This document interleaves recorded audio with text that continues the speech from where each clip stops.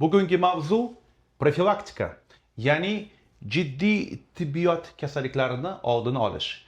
Va ushbu mavzuda biz New Yorkning Queens Borough'da joylashgan New York Preventive Health tibbiyot markazining xodimasi bizning vatandoshimiz Saodat opaga murojaat qilamiz. Assalomu alaykum. Assalomu alaykum. Va alaykum assalom. Marhamat. Preventiv degani bu oldini olish. Ya'ni markazi nomi ham shunaqa-yu. New York Preventive Health Center. To'g'ri. Biz o'zimizni faoliyatimizda o'sha kasallikni oldini olishga urg'u beramiz. Bu nima degani? Bu o'sha kasallikni kelib chiqishidan oldin belgilari bo'ladi.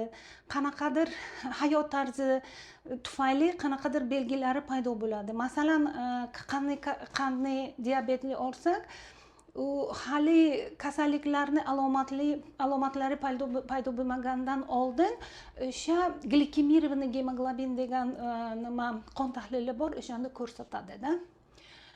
Yoki onkologik kasalliklarni oldini olish, o'sha mammogramma qilish, kolonoskopiyani o'tkazish, ayollarda o'sha mazoklarni, o'sha surtmalarni olish va hokazo nimalarni tekshiruvlarni mana shu o'zimizni klinikamizga o'tkazamiz. Demak, bu klinikada avvalambor hamma shifokorlar mavjud va eng asosiysi barcha xizmatlar o'zbek tilida va tojik tilida ham o'tkaziladi, to'g'rimi? To'g'ri. Chunki aynan tibbiy muammolar bilan kelgan yurtdoshlarimiz baribir bunaqa muammolarni eng yaxshi tarjimon olingan bo'lsa-da, lekin aynan tarjimonsiz shifokor bilan o'z ona tilida tushuntirsa, menimcha o'sha yaxshiroq bo'ladi, to'g'rimi? Albatta, to'g'ri. Hamma sug'urtalar bu yerda qabul qilinadimi? Hamma sug'urtalarni qabul qilamiz. Mabodo sug'urtasi yo'q bo'lsa, o'sha sug'urtani olishga ham yordam beramiz. Barcha hujjatlarni rasmiylashtirishga ham yordam beramiz. Rahmat.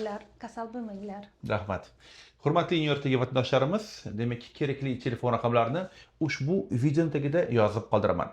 Bu degani Mr. Otabek TV kanalida va profilaktika bilan hamda yaxshilik bilan New Yorkning New York Preventive Health markazida ko'rishganda ko'rishguncha.